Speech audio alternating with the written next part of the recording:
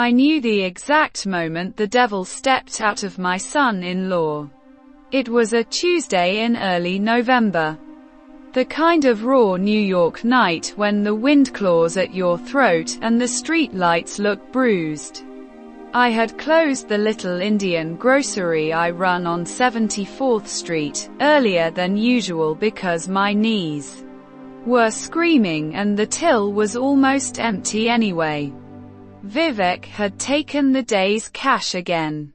For an emergency at work, he'd said with that smile that no longer reached his eyes.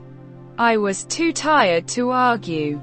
I let myself into the house on 37th Avenue with the spare key I still kept hidden under the loose brick, even though I had handed over every other key 2 years earlier. The hallway was dark. The children were already asleep upstairs. Neha's shift at the pharmacy ended at 11. She wouldn't be home for another hour. I was halfway out of breath from the 4 steps up the stoop. So I paused in the living room to steady myself. That was when I heard it. A low, ugly laugh I had never heard from him before. It came from the dining room whose door was ajar. The blue glow of a laptop lit the gap like a cold flame. I should have gone straight to my tiny back room. Pretended I had seen nothing. Saved my old heart the shock. But something in that laugh curled around my ankles and pulled me forward. I moved the way only old women who have survived much can move. Slow. Silent. Invisible. Through the crack I saw him. Vivek. My daughter's husband. The man I had sold my wedding gold for. The man I had begged immigration officers for. The man who once knelt at my feet and called me, Mummiji, with tears in his eyes. He was sprawled in my late husband's chair. Shirt unbuttoned. A bottle of Johnny Walker at his elbow. On the laptop screen a woman danced. Cheap lingerie. Heavy makeup. Mouthing filthy promises in a language I did not need to understand to recognize. Vivek's hand was inside his trousers, moving lazily. But that was not what froze my blood. It was the second screen beside the laptop. Split into 4 live feeds. 4 different women. 4 different hotel rooms. 4 different nights. I recognized the Marriott by JFK, the Holiday Inn in Manhattan, the sketchy motel off Northern Boulevard, and on each feed the same man, my son-in-law, laughing, drinking, taking what was not his. And beneath the videos, an open Excel sheet titled, Earnings, October. Rows and rows of dates. Women's first names. Dollar amounts. Samantha minus $800. Priya minus $1,200. New girl, Tina, minus $600 plus tips. And at the bottom, in red, total, $18,400. Target for green card anniversary bonus, $25,000. I must have made a sound. A small wounded animal noise. Because his head snapped toward the door. For one heartbeat, our eyes met through the crack. His face changed. Not guilt. Not shame. Calculation. In a single motion he slammed the laptop shut, stood, and smiled the way a wolf smiles when it realizes the lamb cannot run. Mummiji, he said softly, almost tenderly. You're home early. I backed away until the wall met my shoulder blades. My mouth opened.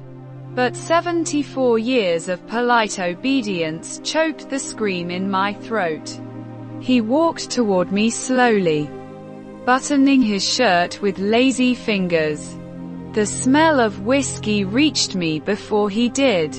"You weren't supposed to see that," he murmured. "But now that you have, we should talk like adults. Shouldn't we?" Quote. He reached past me and flicked on the light. The sudden brightness made me blink. When my vision cleared, he was holding my wrist. Not tightly, just enough that I felt how easy it would be to snap the bone. "Listen carefully, old woman," he said in the same gentle voice he once used to ask for a second roti. "You are going to forget everything you saw tonight. You are going to go to your little room, say your prayers, and tomorrow you will smile at me across the breakfast table like always. Because if you don't," quote, he tightened his grip just enough for pain to shoot up my arm. Quote, "I will throw Neha and the kids onto the street before you can dial 911. And we both know your precious daughter will never leave me. She has nowhere to go. You made sure of that when you put this house in my name." He released me and patted my cheek like I was a frightened child. "Good night, Mummy G. Sleep well." I don't remember walking to my room. I only remember the door closing behind me and the sound of my own heartbeat trying to smash its way out of my chest.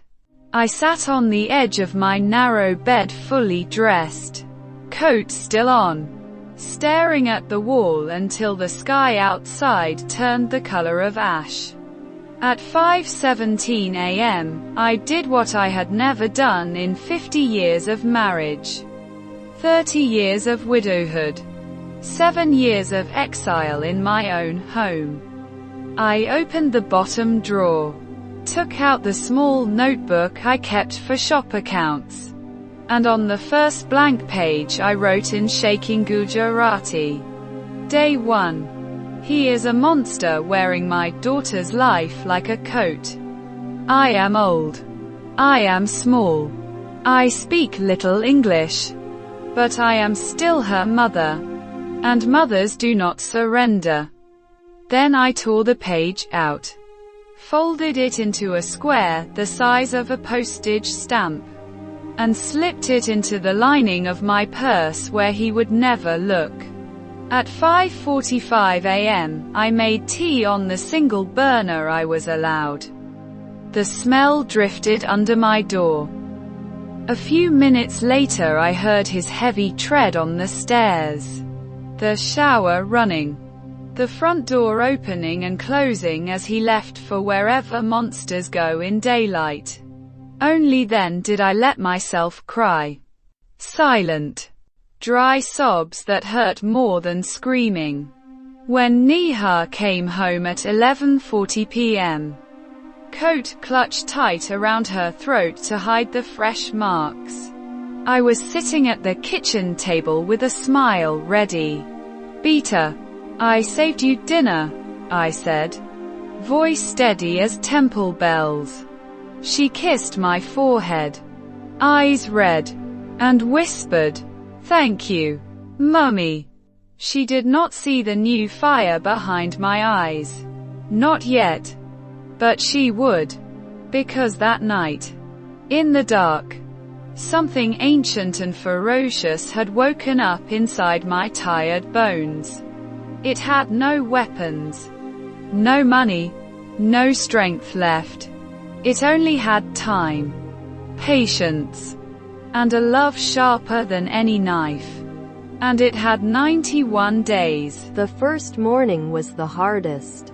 I woke at 4:47 a.m. with the taste of fear in my mouth, metallic as blood. My wrist still throbbed where he had held it. For a long minute I lay staring at the ceiling crack that looked like the map of Gujarat. And I almost let the old habit of surrender win. Then I heard it. The soft whimper of my granddaughter through the thin wall. A nightmare. She was calling Nani in her sleep. I rose. I dressed in the dark. Same navy coat. Same faded salwar kameez. Same cracked leather shoes I had worn since 2010. I counted the money in the secret pocket I had sewn inside my petticoat. $312 in small bills, earned by selling extra samosas at the shop on weekends and never declaring them. It was all I had in the world now. At 5:22 a.m. I opened my door a centimeter at a time. The house was silent. Vivek's snores rumbled behind the master bedroom door like a sleeping tiger. I crept past on stocking feet, past the children's room where my grandson clutched his stuffed elephant, past the kitchen where the whiskey bottle still stood on the table like a trophy. I let myself out the front door and pulled it shut with fingers that shook so badly the key scraped. The November air slapped my face. For one dizzy second I thought my legs would fold. But mothers do not fold. We crawl if we must.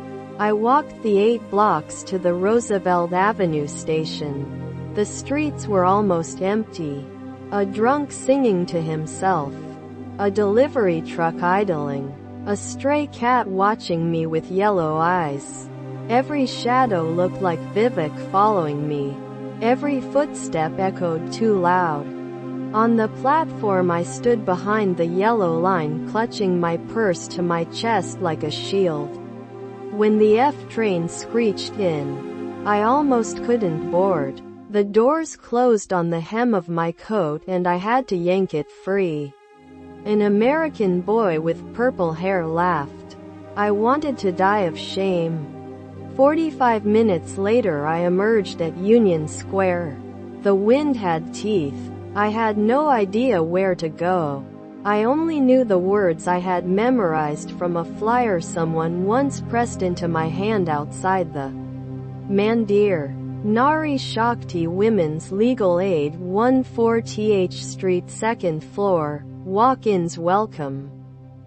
I walked. I asked 3 people for directions. The first ignored me. The second pointed vaguely. The third, an old Bangladeshi man selling coffee from a cart, walked me to the door himself and refused the dollar I tried to give him. The office was above a halal restaurant. The stairwell smelled of cumin and bleach. My knees screamed with every step. On the 2nd floor landing a hand-painted sign read, "Knock loud. We are listening." I knocked. A young woman opened the door. 25, maybe 30. Nose ring. Short hair dyed violet at the tips. Kind eyes behind round glasses. She took one look at my face and stepped aside. "Come in, Auntie. Chai?" Quote. Her Gujarati was flawless. Her name was Priya Desai. She made me sit on a sofa that had lost most of its springs. She brought tea in a steel glass. Exactly the way my mother used to. Strong. 2 spoons sugar. A lychee crushed between her fingers. Only when the glass stopped trembling in my hands did she ask, gently, "What happened to your wrist?" Quote. I rolled up my sleeve. The bruises were already turning purple-black. She did not gasp or cry. She simply took a photograph with her phone, asked permission first, then fetched an ice pack wrapped in a kitchen towel. For 2 hours I spoke and she listened. I told her everything. The green card marriage I had paid for. The house I had signed over. The money that disappeared. The bruises I had pretended not to see. The laptop screen I would never unsee. When I finished, my voice was hoarse and the tea was cold. Priya Desai closed her notebook. Auntie, she said, this is not a small matter. He is committing immigration fraud, domestic violence, theft, possibly human trafficking. We can stop him, but it will take time. And it will be dangerous. Are you ready? Quote, I thought of Neha's throat last night, the fingerprints shaped like petals. I was ready the day I carried her inside me, I answered. She smiled then, a fierce small smile, and I had seen on freedom fighters in old photographs. Good. Then we start tomorrow. Same time. Bring every document you can copy without him knowing. Bank papers, medical reports, anything. And Auntie, she touched my hand. From today, you are not alone. I cried then. Ugly, snotty tears that soaked my dupatta. She held me the way I once held Neha after her first heartbreak at 16. That night I came home at 8:17 p.m. long after Vivek had eaten the dinner I left warming on the stove. He was watching cricket, feet on my coffee table, shouting at the way men do when they feel powerful. Where were you, Mummy Ji? He asked without looking away from the screen. Temple, I lied smoothly. Old women pray longer these days. He grunted. Make me more chai. I made it. I even added the extra elaichi he likes. My hands did not shake. Day 3. Day 7. Day 12. Every morning the same ritual.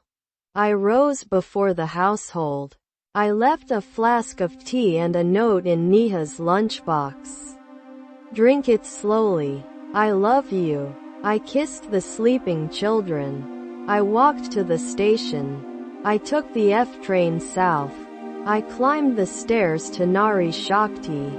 Some mornings my arthritis was so bad I had to stop halfway and lean against a lamppost until the pain subsided. Once I fainted on the subway and woke to a circle of worried faces. A kind Dominican lady gave me an orange. I ate it on the platform. Juice running down my chin like a child. And then I kept walking. Priya and her team taught me things I never imagined an old woman could learn. How to photograph documents with my ancient flip phone without the flash showing. How to copy bank passwords when he typed them in the morning while I pretended to sweep. How to record his threats on a tiny device hidden in my brassiere. How to smile at him across the dinner table while my heart plotted his ruin. On day 29 he hit Neha so hard her lip split. I heard it from my room. I pressed record on the device against the wall and caught every slap, every curse, every sob. On day 34 he brought a woman home. I lay rigid in the dark listening to the bedsprings above me, counting each creak like rosary beads, whispering the Hanuman Chalisa under my breath until dawn. On day 47 Neha whispered to me in the kitchen, Mummy, I think I'm pregnant again. Her eyes were dead. I held her while she cried without sound. And inside my chest something roared so loud I was surprised the windows did not shatter. On day 56 Priya showed me the file they were building. It was thick as a Bombay telephone directory. Police reports, medical records, bank fraud evidence, recorded threats, witness statements from 2 of the women he had exploited. They had come forward when Priya promised them protection. We are almost ready, she said. Another 4 weeks. Maximum. 4 weeks. 28 more mornings. I was so tired my bones felt hollow. But I nodded. That night Vivek cornered me in the hallway. "You've been leaving the house early," he said. Voice silky. "Where does an old woman go before the sun?" Quote. I met his eyes for the first time without fear. "Doctor," I lied. "My sugar is high." He studied me a long moment, then shrugged and walked away. He believed me. He should not have. Because day 61 was the day everything almost ended. Day 61 began like all the others. Except it didn't. I woke at 4:41 a.m. to the sound of rain hammering the roof like thrown gravel. My knees were swollen. My left hip burning where I had fallen on the subway stairs the previous week. For the first time in 2 months I almost stayed in bed. I almost told myself one day would not matter. Then I heard Neha vomiting in the bathroom. Soft, hopeless retching that no one else in the house would wake for. The new baby, barely 8 weeks along, was already making her sick. Vivek had laughed when she told him. Said, "Good. Another tax deduction." I rose. I dressed in the dark and opened my door. The hallway light was on. Vivek was standing outside my room in nothing but boxer shorts. Arms crossed. Eyes bloodshot from whatever he had smoked or drunk the night before. He was holding my navy coat, the one I thought I had left drying on the chair in the kitchen. "Going somewhere, Mummy G?" he asked, voice soft as a snake sliding over stone. My heart slammed once, hard, against my ribs. I felt the blood leave my face. He dangled the coat from one finger. The inside pocket, where I kept the tiny recorder and the folded train ticket stubs, was turned inside out, empty. "I noticed you've been wearing this coat every single day. Rain or shine," he said conversationally. "Even when it's warm. Strange for an old lady who complains about the heat." He stepped closer. The smell of last night's whiskey rolled off him. So I looked. And guess what I found? Quote. He opened his other hand. In his palm lay the recorder. No bigger than a matchbox. And the memory card Priya had given me to store photographs of Neha's newest bruises. My legs turned to water. He smiled the way a cat smiles when the mouse stops running. "You've been a busy little rat, haven't you?" Quote. He grabbed my upper arm and pulled me into the living room. The children were still asleep. Neha was curled on the bathroom floor, too ill to hear. He shoved me onto the sofa, my husband's sofa, and loomed over me. "Who have you been talking to? Police? Some nosy neighbor? Or those daisy bitches at the women's shelter on 14th Street? I know that place. I've dropped girls there when they got too clingy." I said nothing. My mouth was a desert. He leaned in until his face was inches from mine. "Here's what's going to happen," he whispered. "You are going to sit right here while I make a phone call. Then you and I are going for a drive. There's a nice quiet spot by the East River where old ladies sometimes slip and fall in. Very sad. Very quick." He straightened, reached for his phone on the coffee table. And that was when the lioness inside me finally roared. I do not know where the strength came from. Perhaps from the memory of carrying Neha on my hip through Surat floods in 1982. Perhaps from every sleepless night I had spent listening to my daughter cry. Perhaps from the God I had stopped believing in but who had clearly not stopped believing in me. I lunged. Not with my hands. My hands were too weak. but with my entire body. I threw myself at his knees the way village women tackle thieves in the fields. He was 6 feet tall and drunk, but he was not expecting 74-year-old bones to become weapons. He staggered, arms windmilling. His phone flew from his hand and skittered across the floor. I scrambled after it on all fours, fingers clawing. He cursed and grabbed my hair, yanking my head back so hard I felt strands rip from my scalp. Pain exploded white behind my eyes. But I had the phone. With my thumb I managed to press the single button Priya had programmed as an emergency trigger.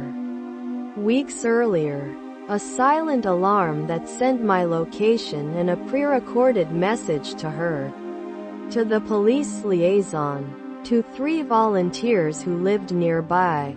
I had 30 seconds before he realized what I had done. He dragged me up by the hair and slammed me against the wall. My vision blurred.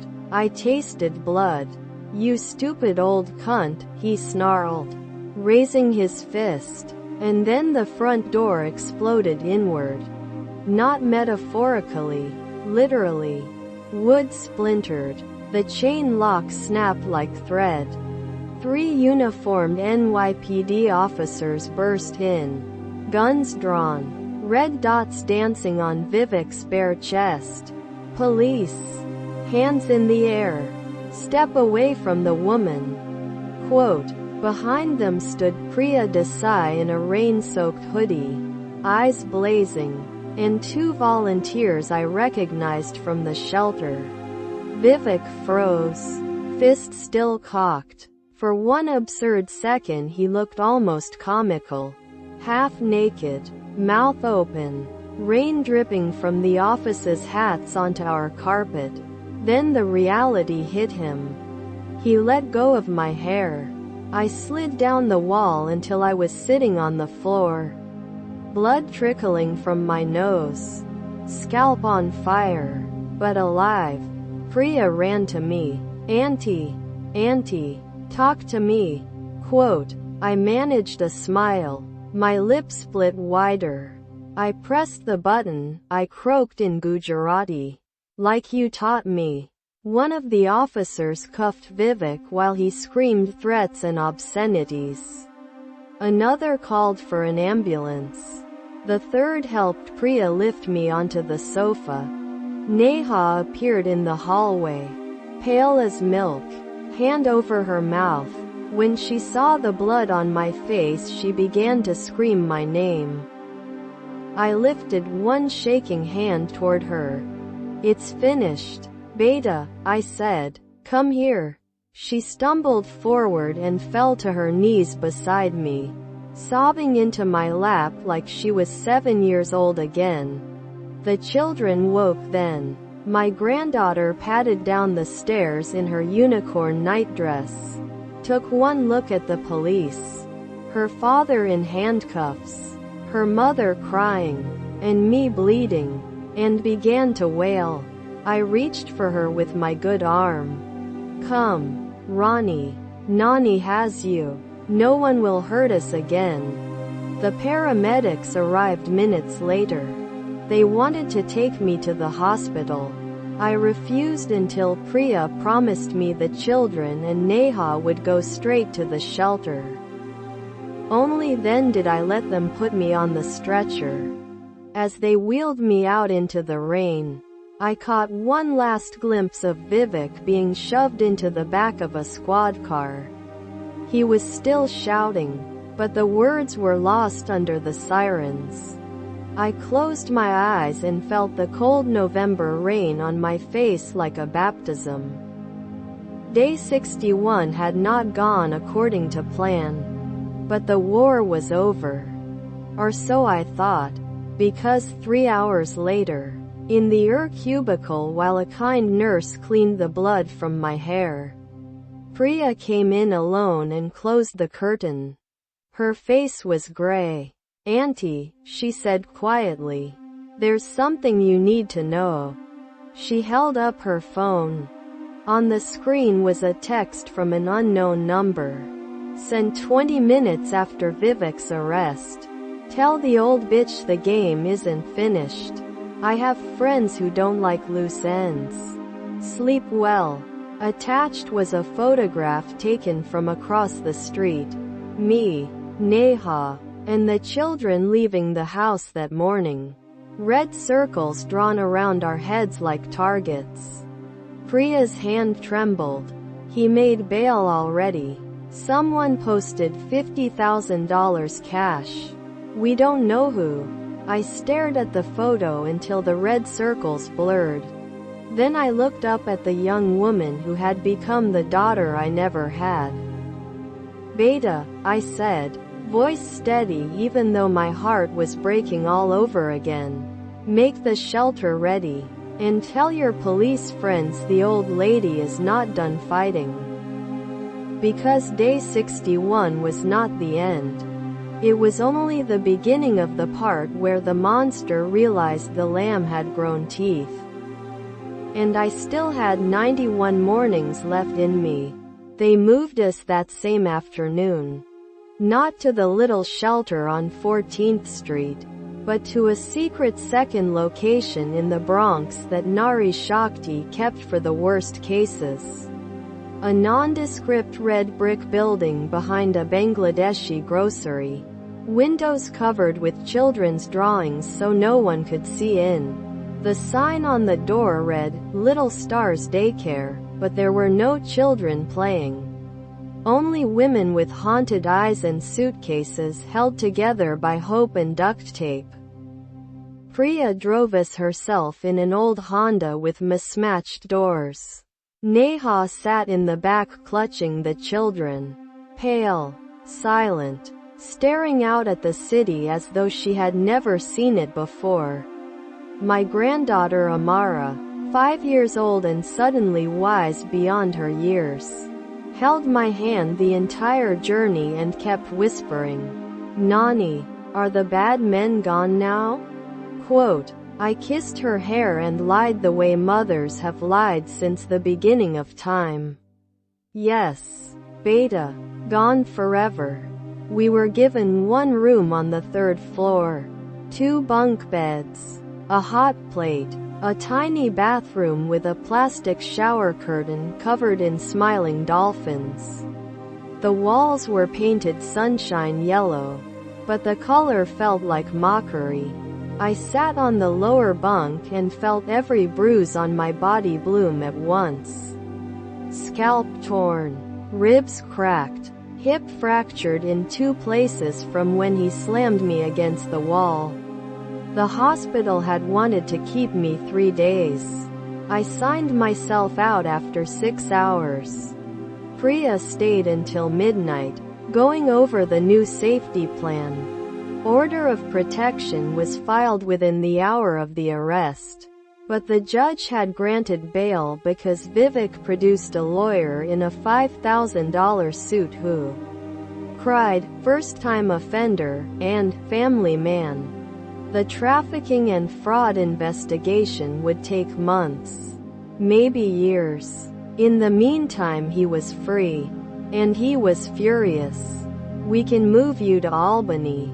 Even Toronto, Priya said. New names. New everything.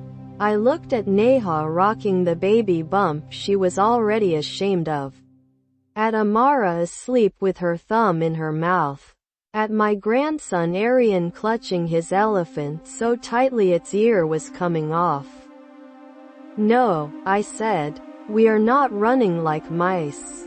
We are staying in this city until that man is in a cage or in the ground. I have run enough. Priya argued. I let her. Then I touched her cheek the way I once touched Neha's when she was stubborn at 14. Beta. I am 74. I have no more countries left in me. This fight ends here. She cried then. I did not. I was saving my tears for later. The next 3 weeks were the longest of my life. We lived under lockdown rules. No going outside alone. Curtains always drawn. Children not allowed to play in the small courtyard. Volunteers brought groceries and coloring books. A trauma counselor came twice a week. Neha sat silent through every session. At night she woke screaming. I held her until dawn, humming the same lullaby I sang when she had nightmares at 4. I, meanwhile, became someone I did not recognize. Every morning at 5 a.m., before the house stirred, I limped to the shared kitchen and made lists on the backs of food bank flyers. Places Vivek used to take the women. Hotels, bars, Airbnbs. Names I had memorized from the Excel sheet. Phone numbers I had seen flashing on his screen when he thought I was asleep. Every lie he ever told immigration. I emailed them to Priya from the shelter's ancient computer, using the fake Gmail account she had created for me. sarladevi1949@gmail.com. My fingers, swollen with arthritis, took 10 minutes to type a single sentence. But I typed until my eyes burned. On day 9 after the bail, a brick came through the daycare window at 2:14 a.m. with a note tied around it. Tick-tock, old woman. The police came, took photographs, shrugged. No prints. Probably kids. On day 12, Neha's phone, which we thought was safe, received a video. Me walking to the subway 3 weeks earlier. Red circle around my head. Crosshairs superimposed. On day 15, someone slashed all 4 tires on the shelter van. The other women grew terrified. One Pakistani mother with 2 teenage daughters begged to be moved. I could not blame her. That night I sat on the edge of Neha's bunk and told her the truth for the first time. Beta. He will not stop until one of us is dead. Maybe all of us.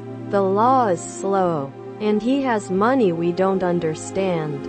We have to finish this ourselves.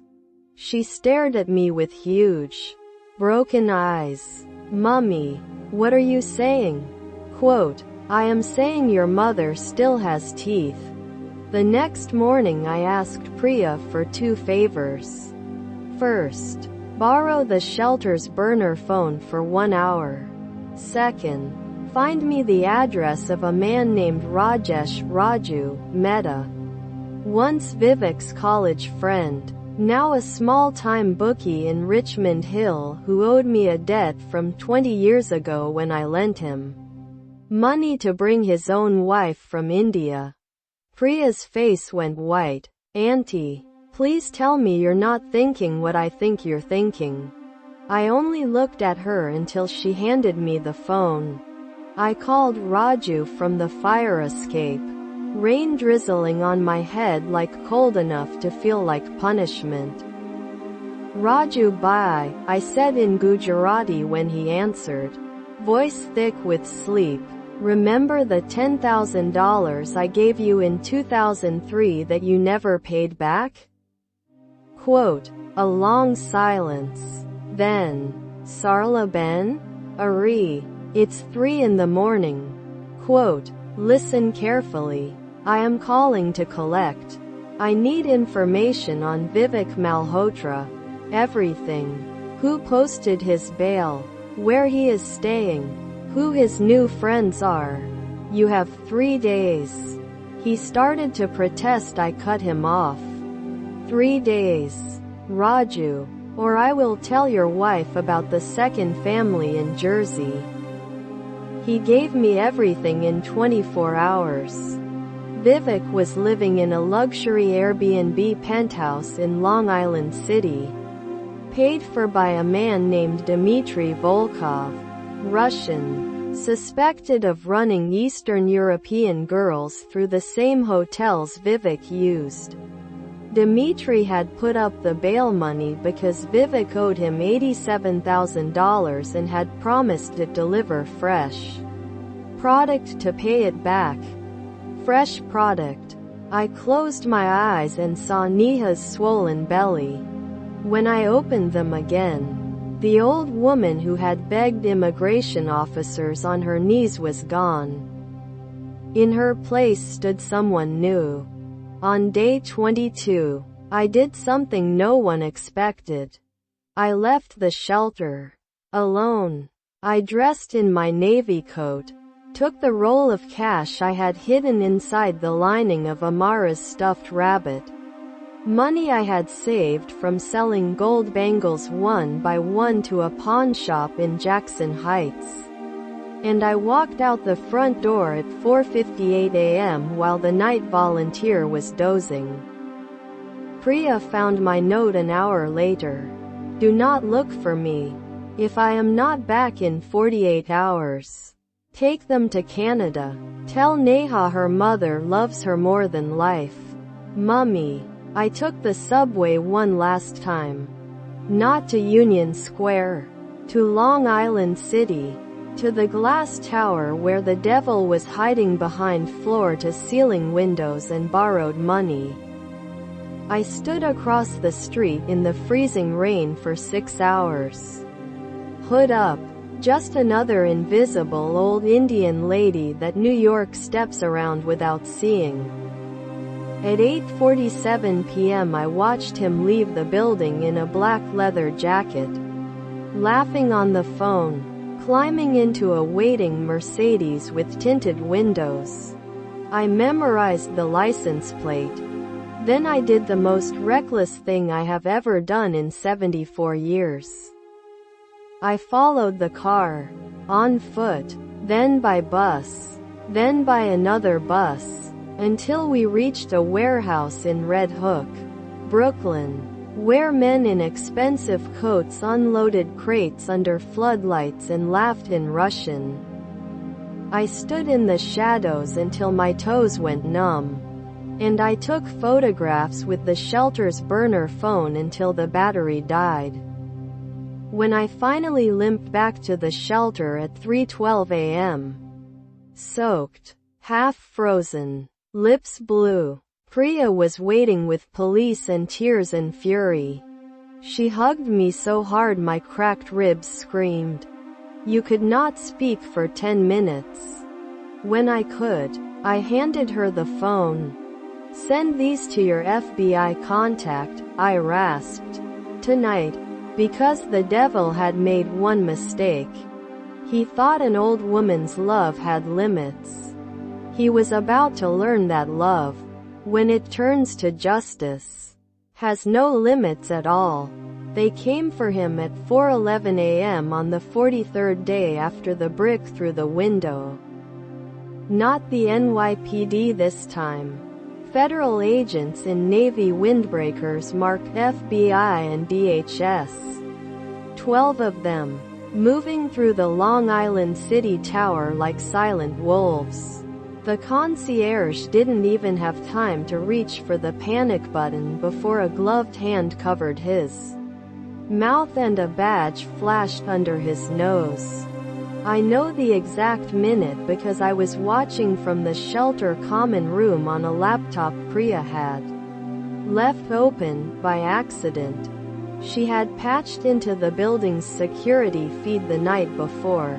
I sat on the floor with my back against the wall, coat still on, holding Neha's hand while the children slept in the next room.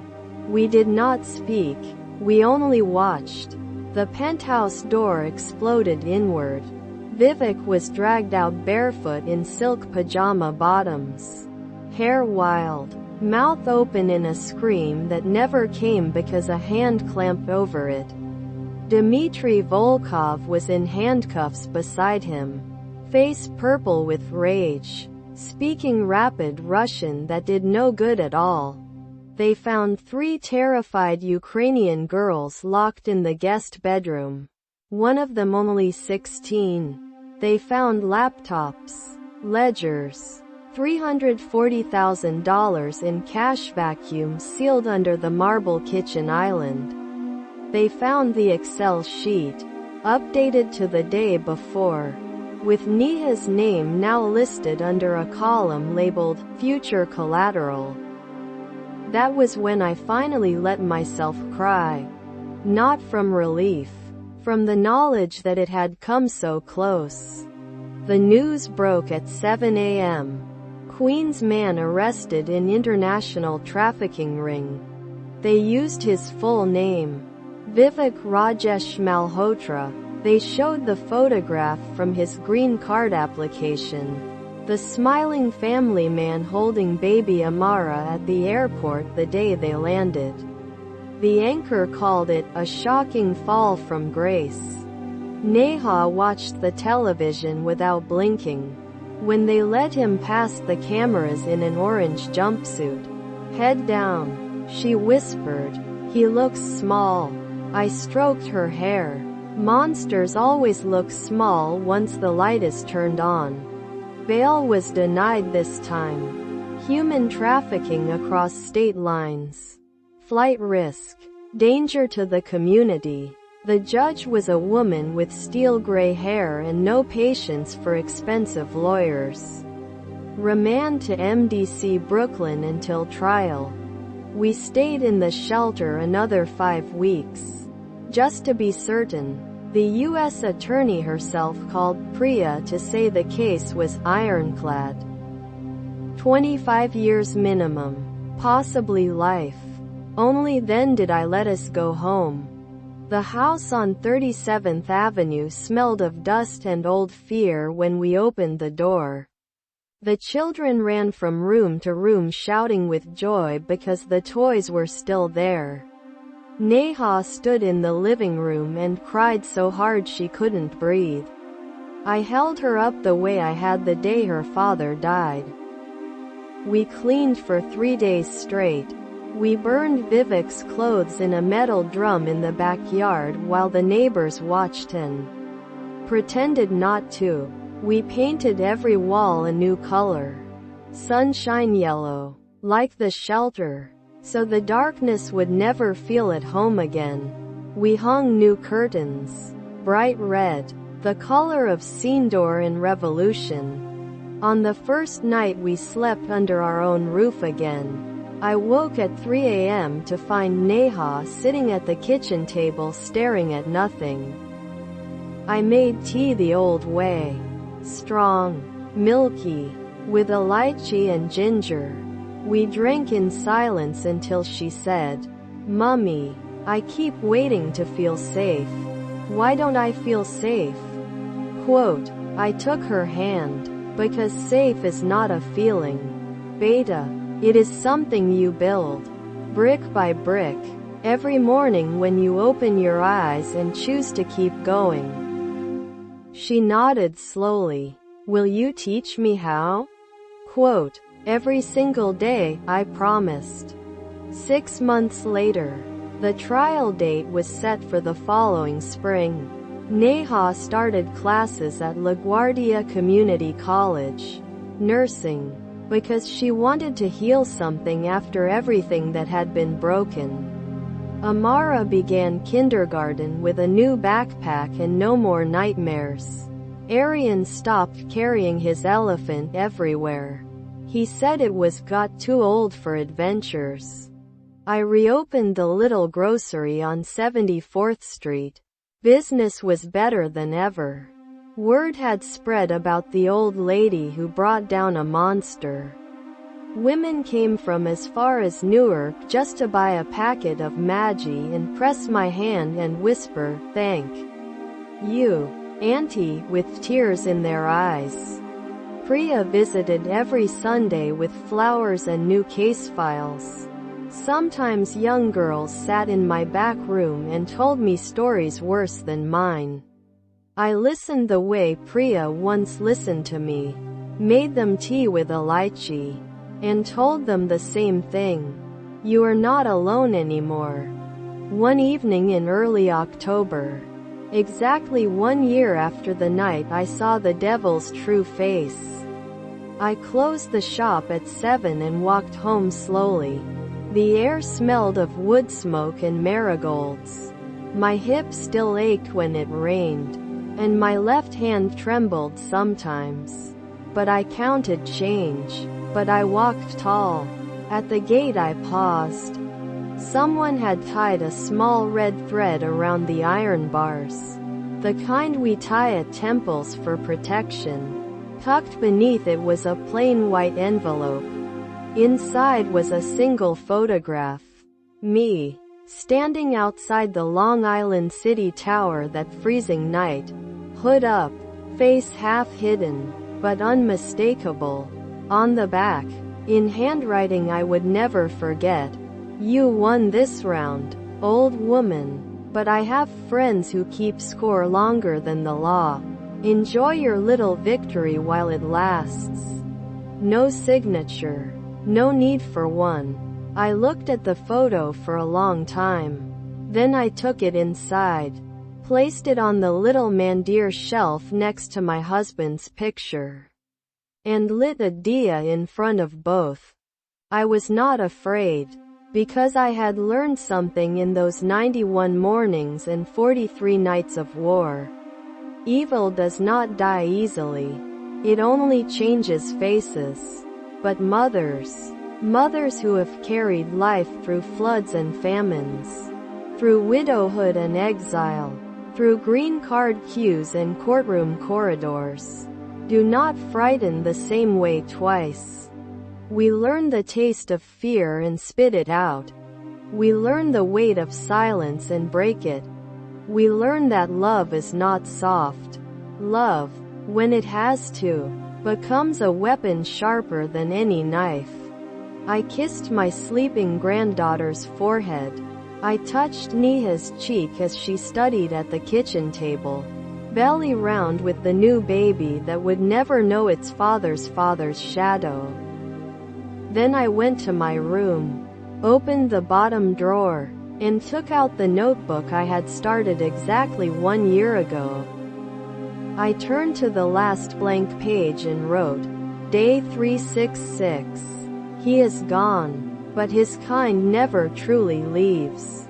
So I will keep watch. I will keep the doors locked, the diya burning, the red thread tied. I will teach my daughter, and her daughter, and her daughter's daughter how to recognize monsters when they smile and call you, Mummy G. And if another one ever comes for my family, he will find an old woman waiting, 5 feet nothing in socks, waiting with fire in her heart, and 91 mornings of practice behind her. I closed the notebook. Outside, the October moon rose full and fierce over Queens, bathing the quiet street in silver. I stood at the window a long time, coat on, ready, because some wars never end. They only pass the torch. And this torch, this small, steady flame of a mother's love turned to justice, will burn in this house long after I am bones and memory. Let them come. I am still here. I am still watching. I am no longer afraid.